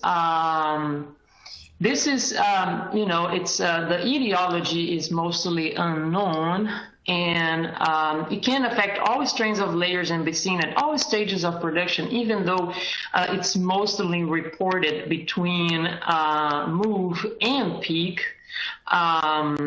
So where it's very much a phase where there's a lot of the stressors going on.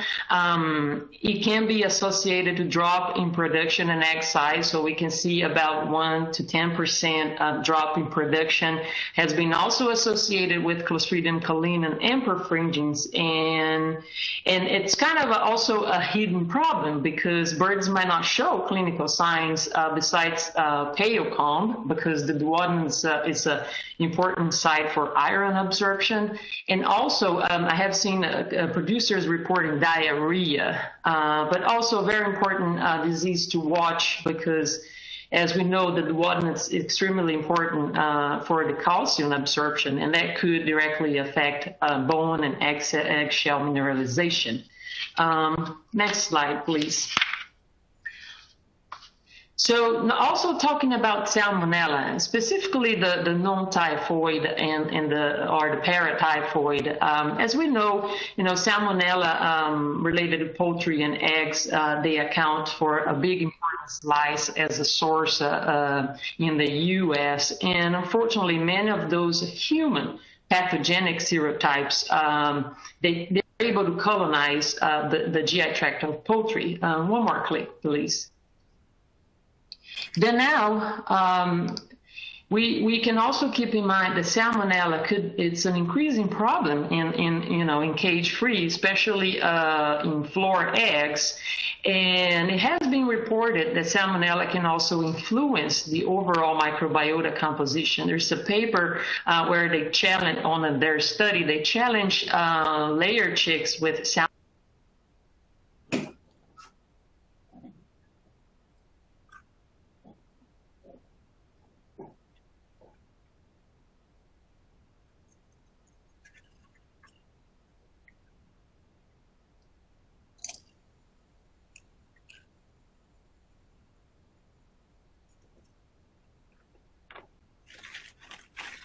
Thrives into it, and mostly important, it can become systemic. It takes advantage of macrophages, and also it's able to disrupt the tight junction structure and function.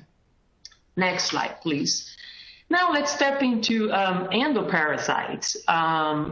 Starting with roundworms, nematoda or nematode group, they most of the time don't need an intermediate host, so the transmission occurs mostly with a fecal-oral route, which it becomes a problem to birds that have access to fecal material. And some examples are Ascaridia galli, or the Zika worms, the Heterax, or the hairworms, the Capillaria. Again, it's low exposure to better caged birds, but it's very important to keep their load very low. One more click, please. Then we think about the tapeworms, the Cestoda group, which uses intermediate hosts. And then with that, you can easily find those on cage layers. The picture they show, I posted some caged layers, and I found a very high load one time of tapeworms, especially probably related to houseflies infestation. And again, eradication is most of the time unrealistic, but it's very important to keep the load of those parasites low, because you don't want to see like the lower picture where you see a bacterial enteritis going on, and that gut is thin, fragile, and a lot of mucus, and so it's definitely not a good sign. Next, please. And speaking about parasites, a very common disease that we have is coccidiosis. And coccidiosis is it's mostly related, as everybody knows, with the several types of species of Eimeria. It can happen in pullets, cage-free, and free-range. And it can be also a big problem as a predisposing factors to necrotic enteritis, for example. If you look at the picture on the right-hand side, that's a picture of the duodenum with Eimeria cerevisiae score 1. And even though it doesn't look too bad, but you can see the lesions. And when you think about, cage-free and coccidiosis hitting and hitting places like duodenum, proximal jejunum, it's very critical to production, and we absolutely don't want to have that around or keep it controlled for the most. Next, please. Now looking into enteric viruses, you notice I crossed the common.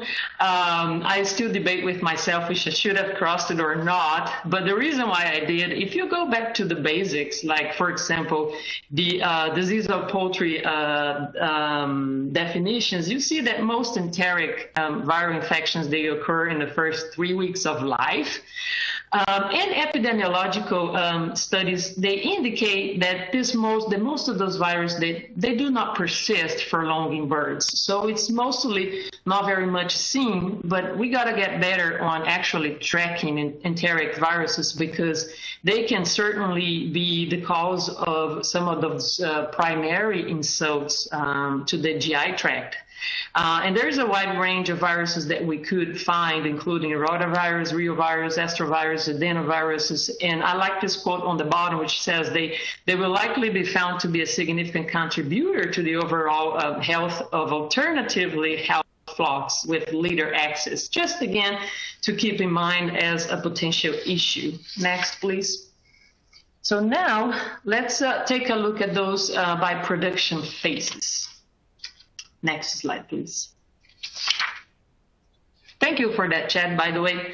Okay, let's have an overview. There's going to be 2 or 3 clicks here, Chad, so we can see the whole schematic for the life stage.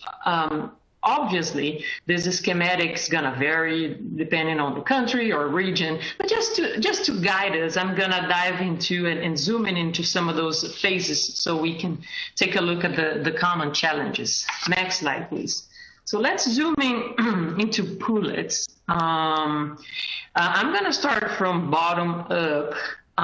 So looking into the objectives when you have that life stage. So within the first and 4 weeks, or first and 6 weeks, the main goal is to have a good gut development, have the establishment of the microbiota, and then later on, it's very important to keep uniformity and to reach a target body weight, have sexual maturity, and secure the microbiota before the change. So the issues mostly associated, they are that immature GI tract. We have some issues with colibacillosis also. I didn't spend much time talking about it, but it's also usually a secondary infection post mycoplasmosis or infectious bronchitis, really like an opportunistic bacteria. And then the stress is related to vaccinations, and again, coccidiosis can come in place, followed by some other issues. Next, please. Now zooming into the first stages of the layer production, where the main objective are to rapidly attain high peak. And just a note, I mean, I'm really focused on good health. I know there's so many more objectives, okay? So going back, maintaining intestinal integrity or maintaining that microbial balance is very important. Optimizing feed utilization and nutrient absorption also play an important role, because the main goal is to improve the egg production and quality.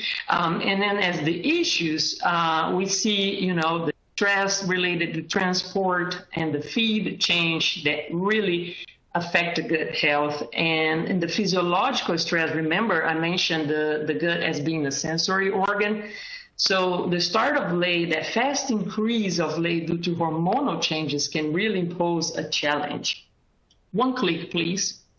Then we also have issues related to disorders in the microbiota. And that's where you can see some of those dysbiosis, the bacterial enteritis, FDN taking place. So if you take a look at the vicious cycle on the right-hand side, basically it starts with number 1, you see an oversupply of nutrients in the lumen. That oversupply can be created by something coming from the diet, like non-starch polysaccharides or undigested proteins, or it can be, any other issue, coccidiosis or mycotoxin. And that oversupply is actually gonna be extra nutrients for those microbes that we discussed, the Clostridium, the E. coli, and the Salmonella. And once they started overgrowing, then we have the inflammation and all the morphological changes and the poor digestion of feed and absorption, leading to performance delays and performance drops. Next, please.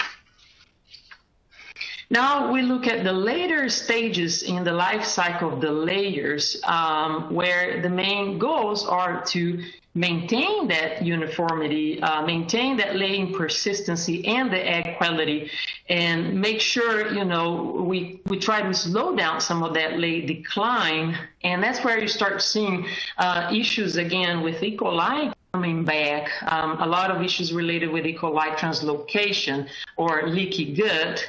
And then later on, we can observe some reduction in villi, some increase in cracked eggs or dirty eggs. Next, please. Now let's look at those production types and the most common challenge that we find in them. Next, please. I have here a snapshot of the results of the survey done by the Association of Veterinarians in Egg Production, and I'm very glad Dr. Gingerich also showed us the most updated results, because this is actually outdated. It's back when it was published in 2015, and that's the only one I had the access because it was published by Watt. But interestingly, if you look at those, if you focus on gut health related issues, you're going to see that some of them are very still similar, regardless of the ranking. So coccidiosis, they play an important role when it comes to cage and cage pullets. And we also have some issues related to vaccination and with necrotic heneritis. Next, please.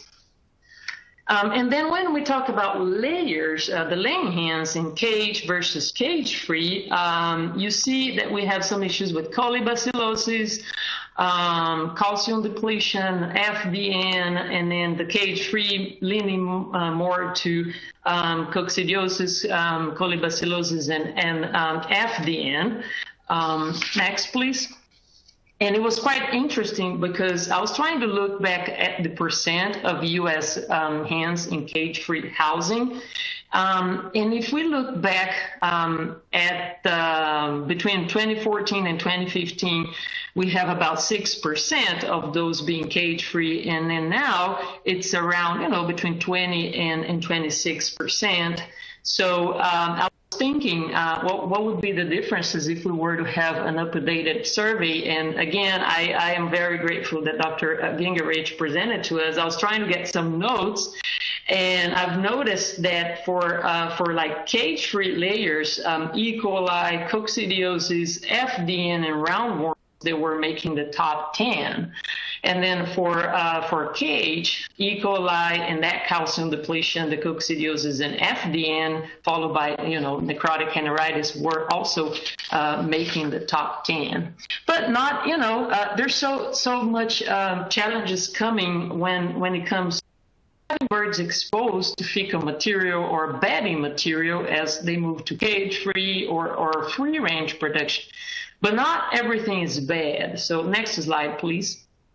So there's already some research taking place showing the difference microbiota in cage versus cage-free. This particular study is one that I like. The authors, they investigated how housing environments and feed composition affect the laying hen's gut microbiome.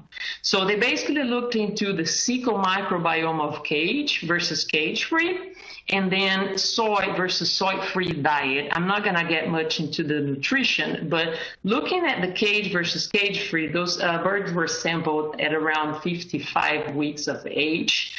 If you look at the box plot on the left-hand side, this is the plot for the alpha diversity. And you can see the pink and the red, the pink and the green boxes, they are related to cage-free, okay? And then the blue and the lavender, they are related to cage birds.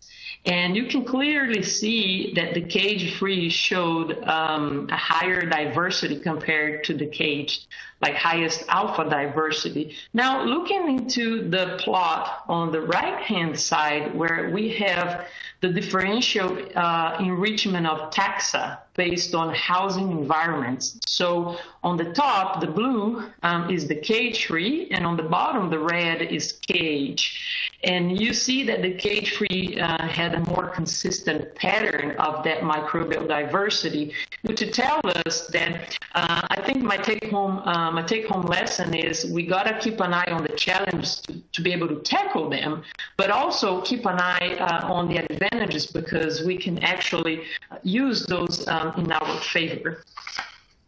Next, please. I also wanted to briefly touch on calcium metabolism. As everyone knows, the eggshell is mainly made of calcium carbonate. And when the layers are actually laying, there's a higher requirement for calcium. And when that eggshell gland is active, you have a big increase. So when it's inactive, it's around 40% calcium absorption going on from the diet. But when it's active, it's around 72%. And that absorption occurs mainly in the small intestine, mainly in the duodenum and the proximal jejunum. So the calcium intake in the diet has to be correlated with the intestinal absorption capacity, so we can't forget about it. I know there's a need for more research on related to calcium metabolism, but keeping in mind that when inflammation is present, that absorption might be impacted. And one more click, please. And then when you have the calcium imbalance, that can not only be a problem for the eggshell, but also for the bone mineralization and strength, leading to osteoporosis. And just one more check, of course, is not related to calcium, but when we think about the egg quality and the proper function of the digestive system, we also need to keep in mind that the absorption of vitamins A and D and the pigments necessary for the yolk color are also very important, related to the intestinal absorption capacity. Next slide, please. I'm going to ask you, Chad, to do 5 clicks so we can have the full slide on, and then I'll talk about it. So I started thinking about things to do and what are the factors affecting gut microbiota, and of course it's outside of the scope of this presentation. But just to briefly look at it, we know that gut morphology and immune system, they're very important factors related to that gut microbiome, but we also need to keep in mind those, let's say, those external factors that play an important role and we can very much, of course, have an effect on. So thinking about external factors, like vaccination is an important external factor to the immune status of the animals. And then environmental factors and dietary factors and feed additive factors are extremely important. Even simple things like particle size, it's an important topic for the laying hen industry and for gut health related topics. And all the functional feed additives also that may come in place that we can use it in our favor to maintain gut health. It's also very much of emphasis right now in the industry. Next one, please. This is the schematic representation of the impact of gut health on partitioning of nutrients and for growth and maintenance. If you go back and think about that simple definition of equilibrium, I know it's a crude way to think it, but just to keep it simple. So when there is no disease challenge going on, you see that the nutrients, the energy, the amino acids, they are going to be, normally distributed between the gut function and the growth and the feed intake and the reproduction factors. Now, one click. Please. Now, when you have exposure to diseases or even subclinical problems, then the requirement to prompt an immune response to produce more mucus, to increase the epithelial cell turnover is higher. So that those nutrients are going to be taken into those those factors, and that's going to definitely impair the amount of nutrients going for growth and reproduction. Next slide, please. We can also look at this as a cycle where we have, the maintenance requirements increased because of intestinal damage, and then the deviation of nutrients going to the immune system for the most, and then causing a drop into the nutrients going to maintenance of performance and reproduction. Two more, please. And that makes us think how important, and I know there's several researchers and several people studying right now the holistic approach between nutrition and good health, and it's becoming more and more important, but it's not something new. I found this paper back from 1967 when scientists were studying the influence of chronic intestinal coccidiosis on the protein requirement of the langhans.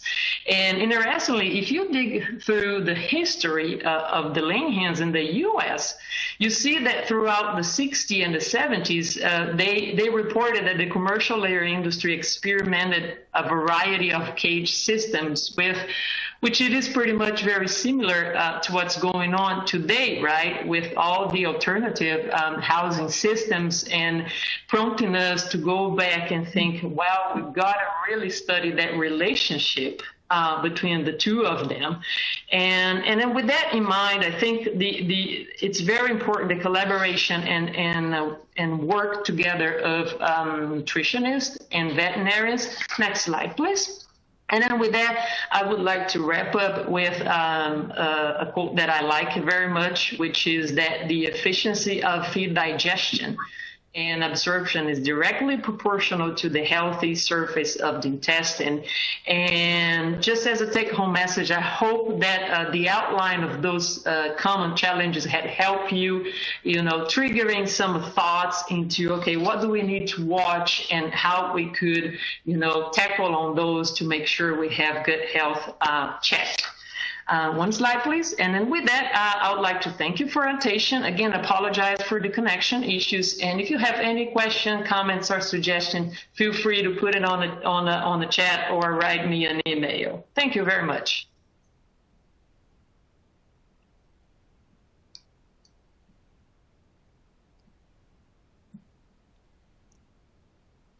Thank you very much, Dr. Binconi. So we will take the last 4 minutes here and go back and touch on a few of the questions that have come through. If you do have additional questions for any of our speakers this morning, please feel free to go ahead and enter them in, and we'll try to get to as many as possible in the next 4 minutes. So the first question here will be for Chad. So can we include the environmental negatives of cage-free production in this discussion, both interior environmental issues for birds and workers and the environmental footprint? It seems that this should be an element of discussion, but it is lost in the noise. Darren, that's a good question. And the quick answer is it depends on who we is. Back in 2011 and 2012, as I mentioned in my presentation, that was part of our conversation with members of Congress trying to get the egg bill to pass. Then, as you all know, the Coalition for Sustainable Egg Supply studied, cage-free and enriched colony cage, and environment certainly was one of the components that was studied for those 2 years in those systems. And really, really good results about the environmental impact or lack thereof in enriched or cages versus cage-free. But unfortunately, the message did not land with the NGOs and the customers. We told them, we said it, we shared it, we preached it, we did all kinds of things trying to convince these groups not to go to cage-free, but the science and the egg bill did not work. Ultimately, we're at a place now where United Egg Producers has members all across the map and all over the board from the standpoint of where they're at and what they've spent millions and millions and millions of dollars on the last 5 to 10 years. And so like I said, we can't pick winners and losers. We can't go out, UEP can't go out and say negative things about cage-free now, because many of our members have spent tens of millions of dollars on new cage-free housing that they want to work. And so that's why I go back to my first answer to your question, that is, it depends on who the we is. It's UEP's job to provide all the tools in the toolbox and then allow each individual producer to decide whether they want to use an environmental conversation, in a good way or a negative way, comparing it to cage-free versus conventional cages. Thank you, Chad. The next one will be for Eric. In your presentation, we didn't see keel bone issues in the charts. So is this not as prominent as some marketing and discussions have professed related to cage-free?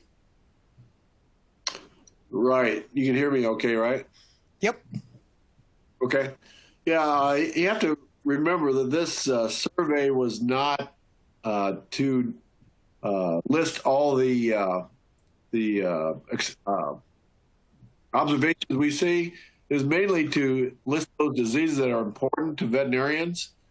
And keel deformities is on the list of, each category had about 40 different conditions that we asked the veterinarians about. And I'm sure this was like, in maybe 20 or 25 on the list. But it is an issue, but not an issue as far as the veterinarians are concerned with layer health. If we did a survey on welfare issues, it would probably be near the top. But as far as a disease condition, we really don't know, to what extent this condition is causing ill health in our layers. So it really didn't show up prominent on our survey.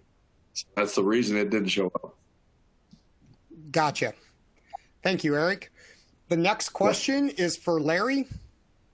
Larry, this is a question about red mites.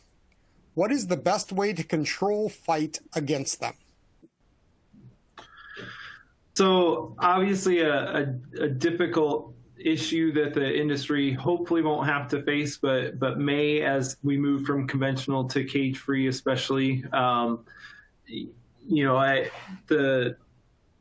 It perhaps speaks to where outcome-based is so important, because there are varied methods on trying to achieve that, and I'm probably not the best person to answer that. It is things, biosecurity and prevention are probably key there, of trying to make sure it doesn't get into your facility, but then making sure that you have a clean facility and your equipment is cleanable and designed in such a way to prevent it are key.